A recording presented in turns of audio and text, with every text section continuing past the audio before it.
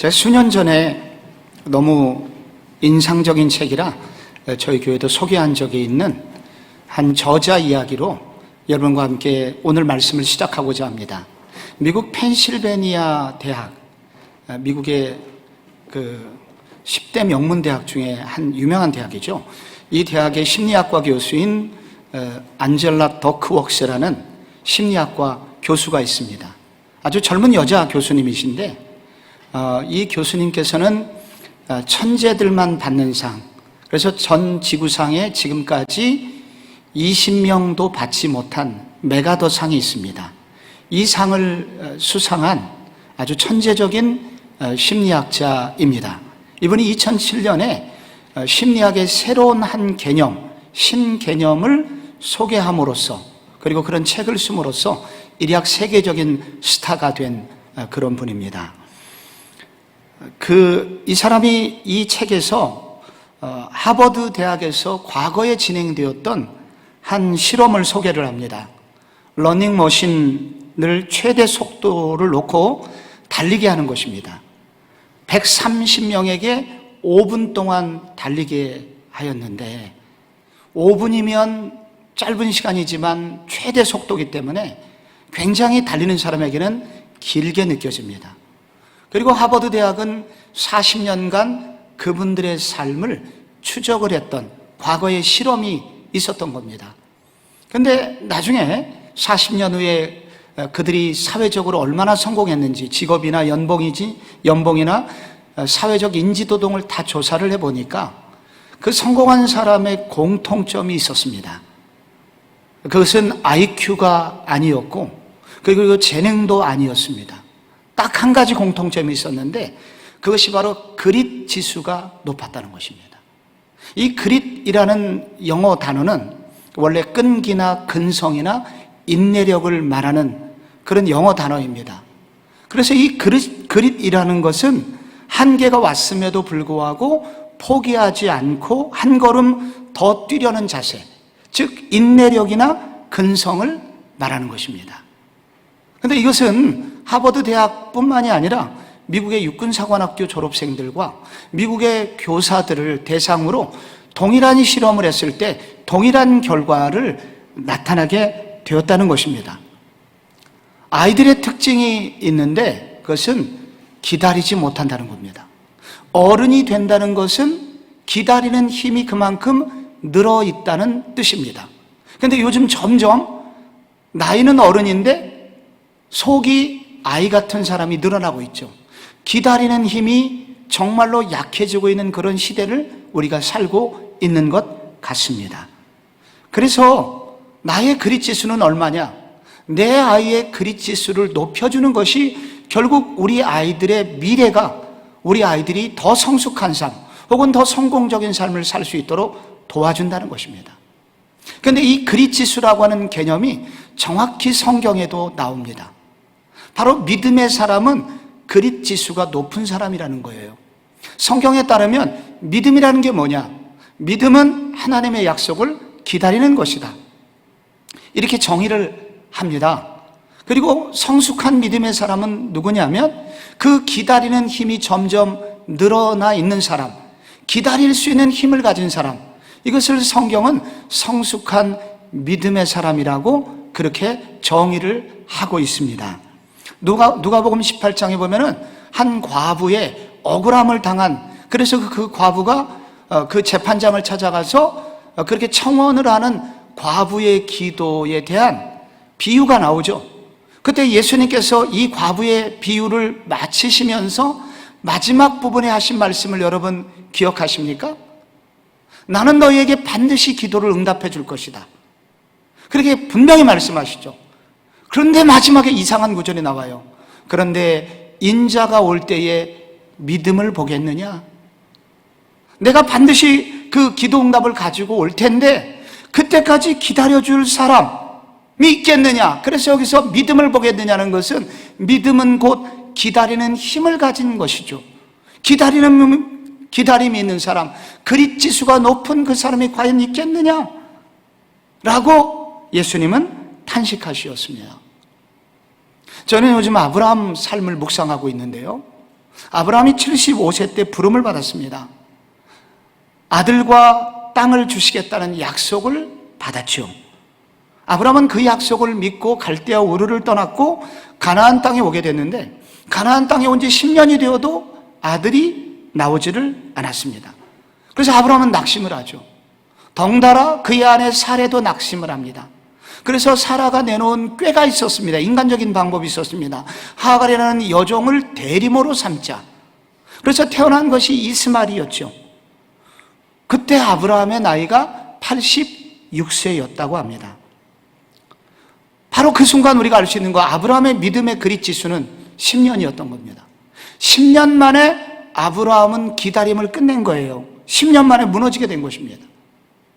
오늘 여러분이 창세기 17장을 읽으셨는데, 창세기 16장 마지막에는 아브라함이 이스마엘을 낳은 때 86세였더라 그렇게 끝나다가 오늘 17장 1절에는 99세 때의 이야기로 시작을 합니다. 그러니까 16장과 17장 사이에는 13년의 시간이 지나고 있었던 것입니다. 이 13년의 기간 동안에 성경은 아무런 기록을 남기지 않습니다. 얼마나 중요한 일이 있었겠습니까? 이스마엘의 돌잔치도 있었겠고, 아마 사라의 팔순잔치도 있었을 거고, 중요한 게 많이 있었을 텐데 성경은 아무런 기록을 남기지를 않습니다. 하나님께는 중요하지 않았던 겁니다. 하나님은 그 기간에 아브라함에게 침묵하십니다. 하나님은 아브라함에게 대꾸하지 않으세요. 왜 그러셨겠습니까? 아브라함의 믿음의 실패를 돌아보게 하시는 기간이었던 것입니다. 그리고 이제 드디어 99세 때 13년 만에 하나님이 아브라함에게 나타나십니다. 나타나셔서 하시는 말씀이 옛날 하시던 말씀 똑같습니다. 나는 너에게 아들을 줄 거야. 조금 더 구체적으로 이삭이라는 아들을 줄 거야.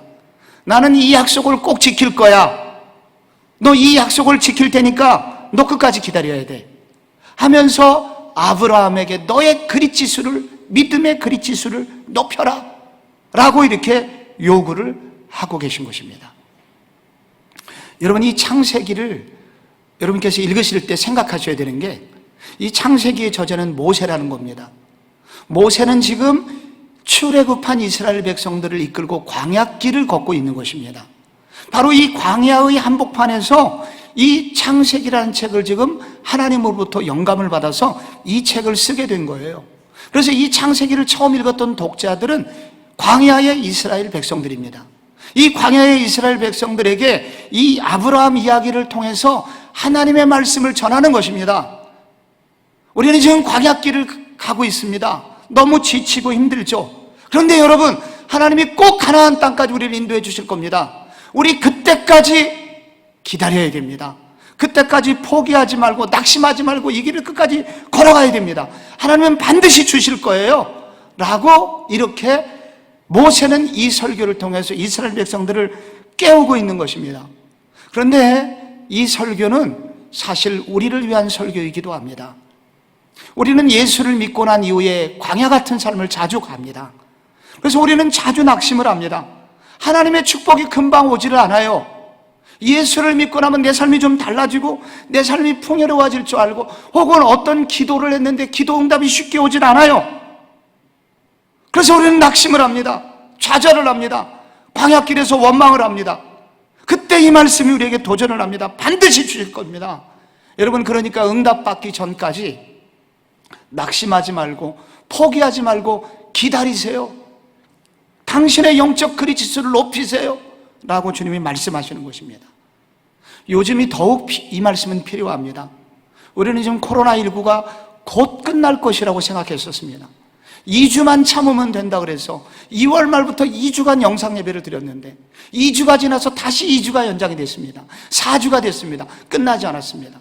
다시 2주를 기다려 또 2주를 기다렸습니다. 그리고 또 한 달을 기다렸습니다. 끝날 줄 알았는데 5월 6일이 됐습니다. 연휴가 됐습니다. 이태원발이 터졌습니다. 그리고 이제 이 수도권 곳곳에 지역 감염이 번지고 있습니다. 그래서 이제는 우리 모두 지쳐 있는 거예요. 그래서 우리는 지금 이 시간이 가장 위험한 시간이기도 하고, 그리고 영적으로도 탈진 직전에 있어서 더 이상 기다릴 수 없을 것 같은 그러한 조바심이 우리에게 있습니다. 우리는 어떻게 잘 기다릴 수 있을까요? 우리는 이왕 기다린다면 어떻게 조금 즐겁게 기다릴 수 있을까요? 저는 언젠가 이런 위기를 하나님이 끝내주실 거라고 믿습니다. 많은 노력을 하고 있는 사람들을 축복하셔서 또한 이 나라도 코로나 종식의 날이 분명히 올 것을 믿습니다. 그런데 그때까지 우리는 어떻게 기다릴 수 있을까요? 어떻게 조금 더 즐겁게 기다릴 수 있을까요? 오늘 아브라함에게 주신 하나님의 말씀을 함께 기억해 보시기 바랍니다. 먼저 오늘 하나님께서는 아브라함에게 이렇게 말씀하십니다. 나의 시간이 아니라 하나님의 시간을 생각해라. 이것을 영어로 한번 풀어보면 Not in my time, but in His time. In His time, 주님의 시간에, 나의 시간이 아니라 하나님의 시간이 있음을 생각하라는 것입니다. 오늘 1절에 아브라함이 99세 때에 여호와께서 아브라함에게 나타나서 그에게 이르시되, 하나님은 13년 만에 나타나셨죠. 99세입니다. 왜 하나님이 지금 나타나신 것입니까? 이제 아들을 줄 때가 된 겁니다. 이제 이삭이 태어날 때가 됐기 때문에 지금 나타나신 것입니다.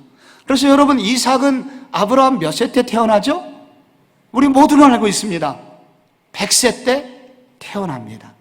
이것이 하나님의 계획이었습니다. 이것이 하나님의 시간표였습니다. 아브라함을 부른 지 25년 만에 이삭을 주는 것이 하나님의 계획이었습니다. 그런데 중간에 무슨 일이 생겼습니까? 아브라함이 기다리지 못합니다. 왜 기다리지 못했습니까? 아브라함이 85세가 됐는데 85세도 늦은 나이예요. 더 늦으면 내 인생은 끝장난다고 아브라함은 생각한 것입니다. 이게 아브라함의 시간표예요. 아브라함의 시간표와 하나님의 시간표 사이에 차이가 생기게 된 것입니다. 그때 하나님이 99세에 나타나서 두 가지를 말씀하십니다. 아브라함아, 나는 전능한 하나님이야. 이 전능한 하나님이야. 히브리어 성경에는 엘샤다이, 능력의 하나님이야. 그렇게 말씀하십니다. 여러분, 99세는 어떤 나이입니까? 죽을 날을 받아놓은 나이입니다. 죽어 마땅한 나이예요. 그런데 하나님이 나는 전능한 하나님이야, 이렇게 말씀하세요. 이게 무슨 뜻입니까? 아브라함아, 너는 죽을 날을 받아놓은 몸이지만은 나는 능치 못함이 없어. 나는 너의 몸의 상태와 상관없이 나의 일을 할 수 있어. 너의 그런 몸을 통해서도 아들을 줄 수 있단 말이야. 나는 전능한 하나님이야 라고 하나님은 아브라함에게 다시 말씀하십니다. 그리고 또 하나 말씀하시죠. 너는 내 앞에서 완전하라. 여기서 중요한 단어는 내 앞에서입니다. 내 앞에서는 하나님의 얼굴 앞에서, 우리가 잘 아는 코람데오라는 말입니다. 하나님 얼굴 앞에서라는 겁니다. 한국말로는 내 얼굴 똑바로 봐. 너 내 얼굴 똑바로 봐. 내 얼굴, 내 눈을 봐. 이 뜻입니다. 하나님이 나타나서 나는 전능한 하나님이야, 너 내 얼굴 봐. 이렇게 말씀하십니다. 중년 남성들이 아내가 무슨 말 할 때 제일 무섭냐 물어봤더니 1위가 그겁니다. 나 좀 봐요. 제일 무서운 말이고, 두 번째 무서운 말이 내 얼굴 보고 말해. 이 말을 제일 무서워한답니다. 내 얼굴 보고 말하라는 거예요. 너 내 얼굴 봐. 아브라함은 겁이 덜컥 났을 겁니다. 지금 하나님이 아브라함에게 너 내 얼굴 봐, 나는 완전한 하나님이야, 그 한마디 속에서 여러분, 하나님이 아브라함에게 무엇을 일깨우고 있죠? 아브라함아, 내가 누구야? 나 전능한 하나님인 거 알지? 너 창세기 1장 알잖아. 아무것도 없는 곳에서 이 우주를 있게 했잖아. 그렇다면 네 상황이 어떻다 하더라도 내가 내 약속을 지킬 수 있지 않겠니? 아브라함아, 내가 너 사랑해 안 사랑해? 사랑하시죠. 너 사랑하는데, 내가 사랑하고 내가 능력이 있는데, 그러면 내가 너를 왜 기다리게 하는지 너 생각해 봐야지. 한 번쯤은 생각해 봐야지. 그렇게 너 막 살면 어떡해? 내가 이삭을 준다고 했잖아. 근데 너는 왜 이스마엘을 낳니? 이스마엘을 낳고 그 아이를 키우는 일에만 왜 지금 몰두하고 있니? 너 다시 믿음의 자리로 돌아와야 돼. 네 자리가 그 자리가 아니야. 여러분, 이 성경을 읽고 나중에 알게 된 사실이 있죠. 여러분, 아브라함 100세 때 마른 막대기처럼 된 아브라함의 몸에서 이삭이 진짜 태어나죠. 도저히 있을 수 없는 일이 생기죠. 하나님 왜 그러셨을까요? 성경은 왜 이런 일을 아브라함에게 그렇게 행하셨다고 나중에 신약이 이것을 밝히게 됩니다. 히브리서에서. 왜 그렇게 하셨냐면 우리의 구원은 우리의 힘과 능력이나 혹은 율법을 지킴으로써 가능한 것이 아니라 오직 하나님의 능력으로, 오직 하나님의 은혜로만 가능하다는 것을 알려주시기 위해서 아브라함을 사용하셨기 때문입니다. 아브라함아, 네가 다 알지 못하는 세계가 있는 거야. 내가 너를 통해서 또 다른 계획이 있는 거야. 이 대목에서 안타까운 게 있죠. 아브라함이 놓치고 있는 게 있습니다. 아브라함은 자기의 시간표 안에 하나님이 행동하시지 않으시자 하나님을 제한해 버리십니다. 하나님을 제한하는 게 불신앙이에요. 내 생각대로 움직이지는 하나님을 외면해 버리는 거, 이게 불신앙이에요. 하나님의 사랑은 끝났어. 하나님 능력이 있다고 그러는데 그거 다 끝났어. 자신의 시간표 안에 들어오지 않자 하나님의 시간도 하나님의 능력도 다 외면해 버렸던 것입니다. 여러분, 성경을 보면은 사람의 생각보다 하나님이 늦게 오실 때가 있습니다. 내 생각은 이 정도인데 하나님의 응답이 늦을 때가 있는데, 그 성경에 나오는 그런 예를 좀 종합해 보면 한 3가지 정도로 저는 요약할 수 있다고 생각이 됩니다. 왜 하나님이 늦게 오시냐면, 가장 일반적인 경우는 지금 주면 위험한 상황이기 때문입니다. 지금은 때가 아니에요. 지금 주면 오히려 위험해요. 얼마 전, 몇 해 전 사역훈련을 하는데 어느 중년의 집사님께서 훈련 시간에 목사님 고민이 있다고, 10대 명 모이는 사역훈련 앞에서 자신의 고민을 얘기했습니다. 초등학교 4학년 아들이 있는데 이 아들이 갑자기 지난주에 몇 주 전에 교회를 안 가겠다고 그러더라는 거예요. 너 왜 교회를 안 가려고 그러니?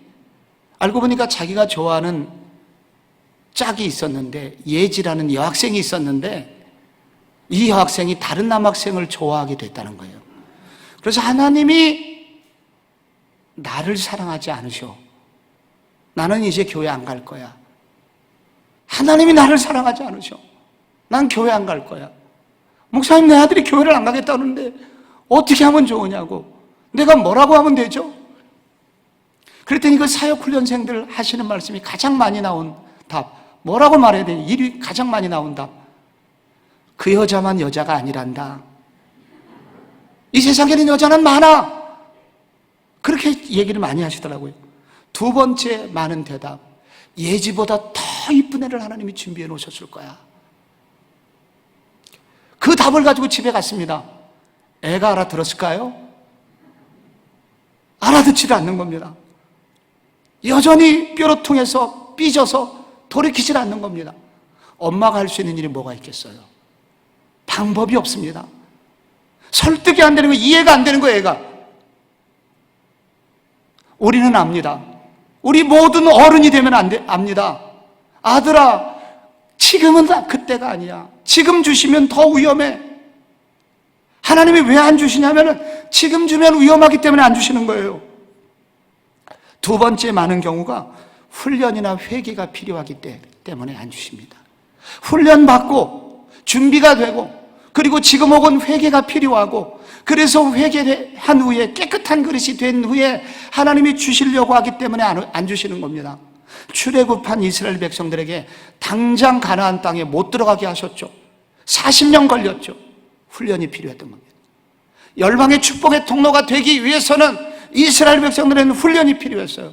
그들이 애굽에서 노예 근성에 오랜 묵은 때, 그 묵은 죄를 씻는데 40년 걸린 거예요. 하나님은 회개하거나 훈련이 필요할 때 안 주십니다. 또 하나가 있습니다. 이 마지막 경우인데, 하나님의 숨겨진 계획이 있을 때입니다. 이게 제일 어려워요. 이건 나중에 가서야 알기 때문에, 당장은 드러나지 않기 때문에 이 기다림의 기간이 너무 힘이 듭니다. 나중에 가서야, 비로소 일이 끝나고 나서야, 그러셨군요, 주님.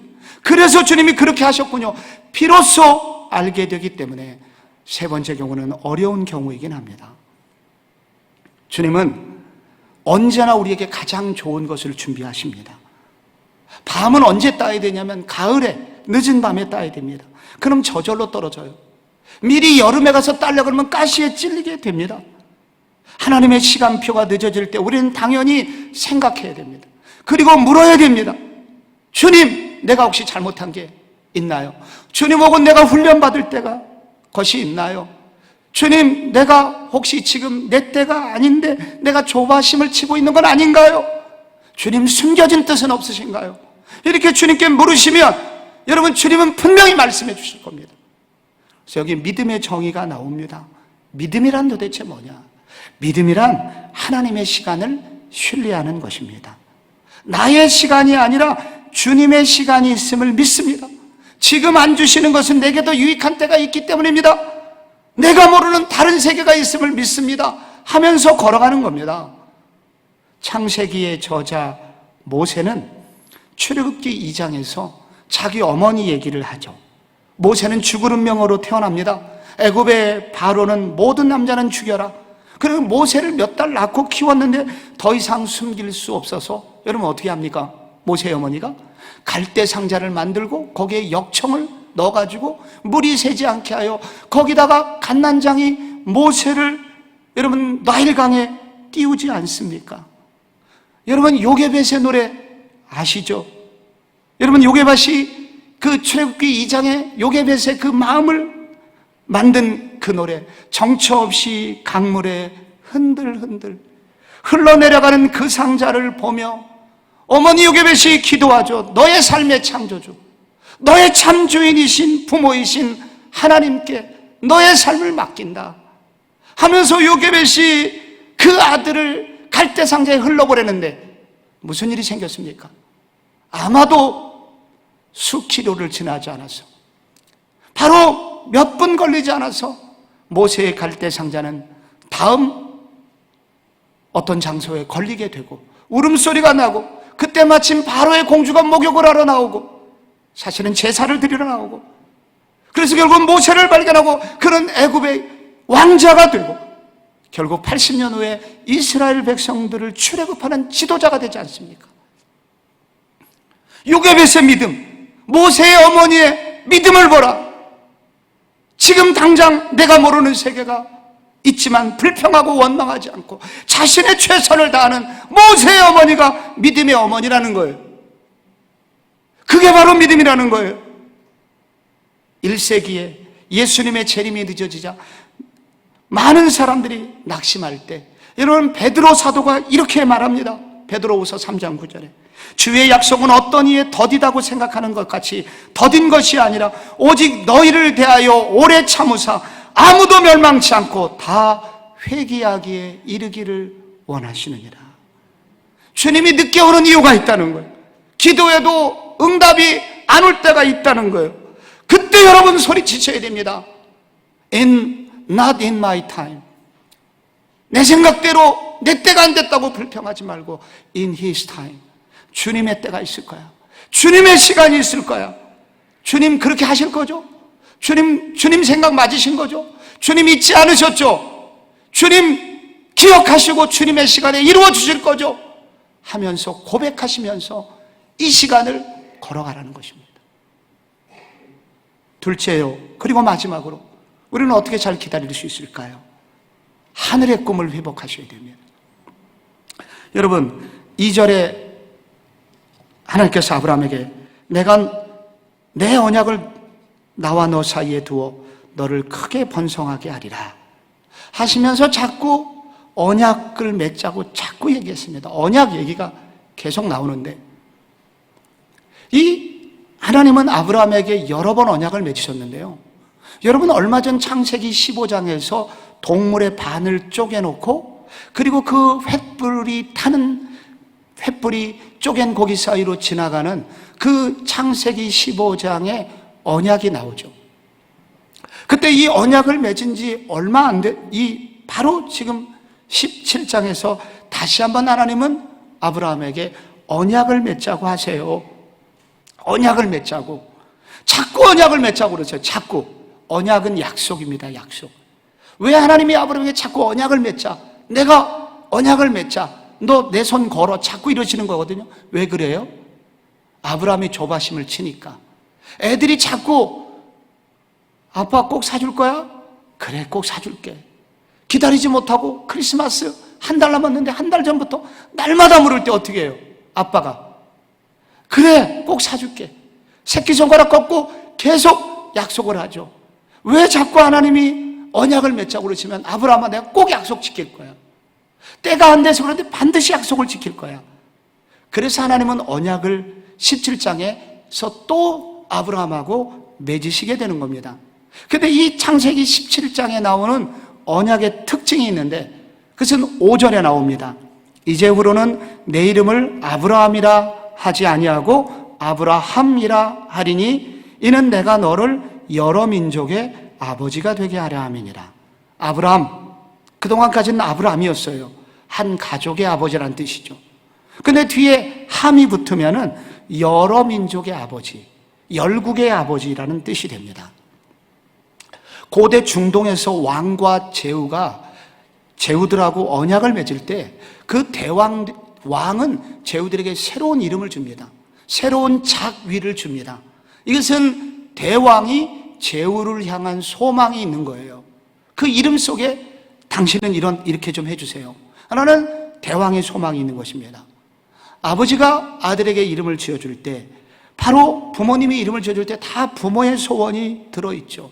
우리 교회 특이한 이름을 가진 교역자들, 여러분 잘 아시는 오늘 일부 예배 사회자이신 성충만 목사님, 아버님 장로님이세요. 아들아, 너는 앞으로 크거든 성령이 충만한 사람이 되거라. 우리 교회 백두산 전도사님, 이름이 아버님이 목사님이세요.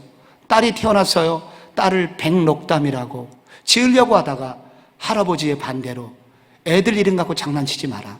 이래서 그 꿈을 이루지 못했지만 원래 지어놓은 이름은 녹담이었어요. 여러분, 백두산과 백록담은 뭐예요? 한라에서 백두까지 한반도 전체를 복음화시키는 인물이 되라. 그래서 이름을 지은 거예요. 하나님께서 아브라함이라는 새 이름을 주신 겁니다. 나는 너를 통해서 모든 민족이 복을 받기를 원한다. 너는 열국의 아버지가 되기를 원한다. 새 이름을 주십니다. 근데 사실은 이름만 새 이름뿐이었고 원래 의미는 똑같아요. 원래 하나님이 아브라함을 부르실 때 하신 말씀이 있습니다. 내가 너를 통해서 모든 민족이 복을 얻게 할 것이다. 나는 너를 통해서 모든 민족이 복을 얻게 할 거야. 원래 아브라함의 이름은 그랬지만 아브라함을 향한 하나님의 계획은 아브라함이었습니다. 근데 왜 이 말씀을 하시냐면 지나간 13년 동안 이스마엘을 키우는 동안에 세상 재미에 푹 빠져서 이 꿈을 잃어버리고 살았기 때문입니다. 아브라함은 새 언약과 새 이름을 주시면서 그를 통하여 다시 한번 그를 통하여 하나님의 꿈을 하나님께서 그를 통해서 이루실 꿈을 기억나게 하시는 것입니다. 아버지들에게 있어서 가장 감격스러운 시간이 있다면 그것은 자식이 태어나서 아빠의 이름을 부를 때입니다. 아빠라고 하던 그 순간에 눈물이 핑돌대요. 그런데 어떤 아버지는 모든 국민들의 아버지 역할을 하는 분이 있습니다. 이거를 국부라고 부릅니다. 당신은 우리 민족을 구원한 진정한 영웅이십니다. 당신이 없었다면 우리 민족은 이렇게 잘 살 수 없을 거예요 하면서 모든 백성들이 한 사람을 향하여 아버지라고 부를 때 그 감격은 이루 말할 수 없을 겁니다. 우리가 명량해전의 영화를 보게 되면은 이순신 장군, 치열한 전쟁에서 목숨을 걸고 싸운 장군을 향하여 그것을 바라보던 관중들 역할을 하는 백성들이 모두 바닥에 엎드려서 절을 하지 않습니까? 당신은 우리 아버지입니다. 얼마나 영광스러워요. 그런데 여러분, 한 민족의 아버지가 아니라 한 시대의 아버지가 아니라 모든 시대의 사람들에게 이런 영적인 아버지 역할을 하는 사람이 있다면 이것은 상상할 수 없는 축복이 될 것입니다. 한 가정의 아버지가 되는 것을 땅의 꿈이라고 부를 수 있다면 한 민족을 넘어서 많은 민족의 아버지가 되게 하는 것은 바로 하늘의 꿈인 것입니다. 하나님은 아브라함에게 하늘의 꿈을 꾸게 하시는 겁니다. 이런 꿈을 꾸게 하실 때, 이 꿈을 여러분 아브라함이 들었을 때 기분이 어땠을까요? 우선 부담스러웠습니다. 하나님 왜 자꾸 그러세요? 나 그런 사람이 아닌데, 저는 그런 능력자가 아니에요. 나중에 18절을 읽어보면 그 아브라함의 마음이 나옵니다. 이스마엘이나 하나님 앞에 살기를 원하나이다. 나 소박한 사람이에요. 나 그렇게 세계적인 인물 되기 싫어요. 근데 하나님이 왜 자꾸 부담을 주세요? 이게 또 허무맹랑하게 들립니다. 지금 이 나이에 아브라함, 이스마엘 한 명뿐인데 모든 민족의 아버지가 되게 하게 하시겠다니, 내 몸을 통해서 여러 왕이 태어나게 하신다니 믿을 수가 없는 일입니다.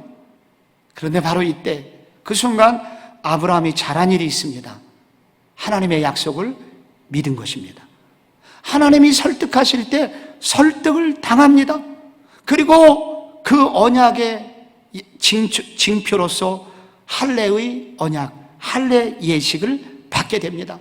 그래서 26절에 읽어보면 그날에 아브라함과 그 아들 이스마엘이 할례를 받았고 그 집의 모든 남자가 할례를 받습니다. 이게 요즘 젊은이들 말로는 한마디로 콜, 이런 뜻입니다. 이게 하나님이 막 설득하시니까 나 부담스러워요.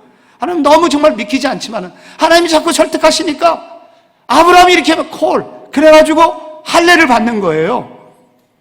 아브라함의 장점이 있습니다.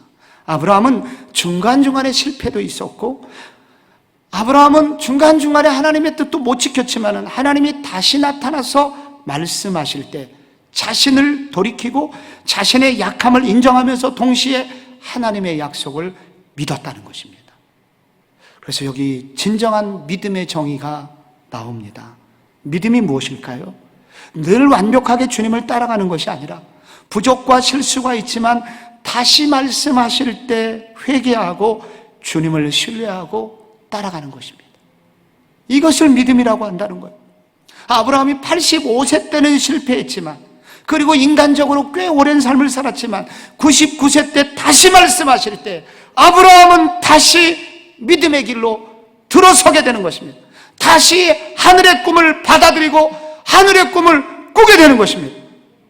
여러분, 결국 어떻게 됐을까요? 결국 이 꿈이 이루어졌나요? 안 이루어졌나요? 요즘 보십시오. 여러분, 이삭의 후손들은 바로 유대인들입니다. 유대인들이 지금 이 시대만도 수천만 명이 전 세계에 살고 있습니다. 아브라함의 아들 이스마엘 있죠. 이스마엘의 후손들은 아랍의 후예들입니다. 12억 인구가 있습니다. 아브라함이 나중에 후처 그드라를 얻는데 이들의 후손이 지금 수억 명이 전 세계에 흩어져 있습니다. 그 외에 영적인 후손들이 있습니다. 개신교와 캐톨릭 교인들이 20억입니다. 그래서 지금 현재만 보아도 아브라함의 외적인 후손 그리고 영적인 후손 포함하여 40억이 넘는 사람이 이 지구상에 살고 있어요. 지금 이 시대만. 근데 지나간 4,000년 역사 속에서 수많은 영적인 아브라함의 후손들이 태어났습니다. 로마서 11장에 참감람나무에서 가지를 꺾어서 돌감람나무에 붙이면 돌감람나무가 참감람나무가 되지 않느냐 하면서 이삭의 씨를 통해서 전 세계 많은 이스마엘의 후예들에게 접붙임을 할 때 참감이 된다고 하시는 비유가 나옵니다. 그래서 이 얘기는 결국은 아브라함의 영적인 씨, 이삭의 씨, 결국 예수 그리스도의 씨를 통해서 많은 사람에게 접붙임이 되어 영국인, 미국인, 한국인도 아브라함의 후손이 되게 된 것입니다. 전 세계 정말로 상상할 수 없는 많은 사람들이, 정말로 하늘의 별과 같이 많은 민족의 아버지가 진짜 된 거예요. 여러분, 여기 성경에 도전이 있습니다. 하늘의 꿈은 결코 되지 않습니다. 하나님은 우리의 능력이나 우리의 생각을 초월하여 일하시는 분이십니다. 지금은 초라해 보여도 내가 안 믿긴다고, 내 생각이 아니라고 해서 하나님이 일하지 않는 것이 아니라는 것입니다. 이제 우리는 아브라함 뒷시대를 사니 아브라함의 결과를 다 보았으니 사랑하는 성도여, 이런 하늘의 꿈을 꾸고 살아라. 하늘의 꿈을 꾸면 하나님이 반드시 그 꿈대로 그 이상으로 이루어 주리라는 약속이 여기 들어있는 것입니다.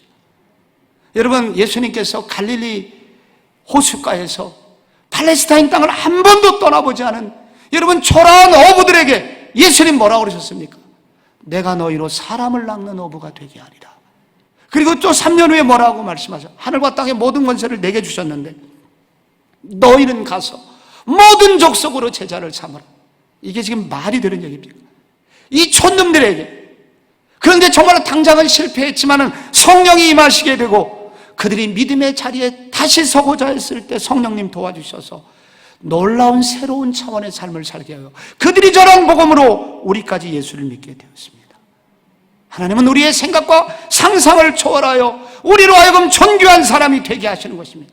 하늘의 꿈을 주시고 그냥 외면하지 않으시고 반드시 이루어 주시는 분이심을 믿어야 된다는 것입니다.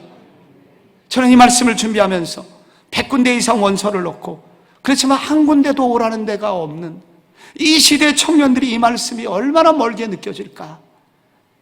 80년대 90년대 이런 종류의 설교를 듣고 잘했지만은 정반대의 상황을 만나면서 오히려 기독교를 떠난 청년들도 있는데 이런 설교들이 너무 허무하게 허무맹랑하게 들리지는 않을까. 그렇게 들릴 수 있을 겁니다. 그러나 여러분, 나쁜 것만 보고 안 되는 것만 보고 아직 이루어지지 않았다고 해서 하늘의 꿈을 잃어버리고 있다면 그것은 주님의 길이 아니라는 겁니다. 하늘의 꿈을 깨우시기 바랍니다. 하늘의 꿈이 다시 우리 속에서 살아나도록 기도하는 아침이 되시기를 바랍니다. 높은 뜻 숭의교회 4개의 교회로 분립하여서 한국 사회에 신선한 충격을 주신 김동호 목사님께서 폐암에 걸렸죠. 나름 바르게 목회하려는 이런 목사님에게 왜 이런 무서운 병이 찾아왔을까요? 이유는 잘 모르겠는데, 근데 이분이 암에 걸린 후에 유튜브로 새벽에 날마다 기막힌 새벽, 줄여서 날기새라는 말씀 묵상 방송을 내보내고 있죠. 그리고 CMP, Comfort My People이라는 그 암 환자들을 위로하는 모임을 운영을 하고 있습니다. 이분이 폐암 수술을 마치고 병실로 돌아왔는데 갑자기 하나님의 음성이 들립니다. 내 백성을 위로하라. 내가 죽게 생겼는데 누구를 위로합니까? 이렇게 원망 섞인 마음으로 하나님께 다시 묻는 마음의 질문을 했을 때 하나님이 가슴에 알려주신 음성이 있습니다. 네가 죽게 생겼으니 그런 마음으로 위로해라. 그래서 유튜브 방송을 시작하게 되셨다는 겁니다. 이런 사역을 하면서 이분이 놀랍게 깨닫게 된 것을, 그것은 그분의 책에 이렇게 적기로 했습니다. 암을 겪어보니 암에 걸린다는 말이 맞더라는 겁니다. 그물에 걸리듯 원망이나 걱정, 좌절에 걸려서 빠져나오지 못하게 되더라는 겁니다. 그런데 암을 묵상하면 결코 빠져나오지 못하던 사람들이 하나님을 묵상하니 풀려나더라는 것입니다. 얼마 전에도 진통제가 듣지 않을 정도로 극도의 고통을 겪으신 어느 암 환자의 따님이 이런 고백을 해주셨대요. 아버님이 마지막을 보내실 때 날기새 덕분에 천국처럼 지내다 가셨습니다. 그분이 얼마 전 한 신문에서 이렇게 인터뷰를 마지막에 하는 것을 들었습니다. 나는 요즘 뷰티풀 랜딩을 원합니다. 랜딩은 비행기가 착륙하는 거잖아요. 아름다운 마무리. 옛날에는 이제 좋은 끝냄을 시작했는데 지금은 뷰티풀 랜딩. 천국을 향하여 날개짓하면서 이쁘게 죽자. 이런 꿈을 꾸고 살고 자기만 그런 꿈을 꾸는 것이 아니라 주변의 많은 암 환자들과 함께 그렇게 살도록 격려를 하고 있다는 거예요. 하늘의 꿈이 그에게 있기 때문입니다. 내가 원치 않는 질병 속에서도 소풍 가듯 살게 하는 힘, 하늘의 꿈이 있으면 가능합니다. 성도 여러분, 주님의 때를 믿으시나요? 여러분은 하늘의 꿈이 있으신가요? 이 새벽에 다시 확인하시고 이 새벽에 다시 구하시면서 그런 하나님의 때와 하나님의 꿈으로 충만해서 한 주를 사시는 성도님들 되시기를 축원합니다.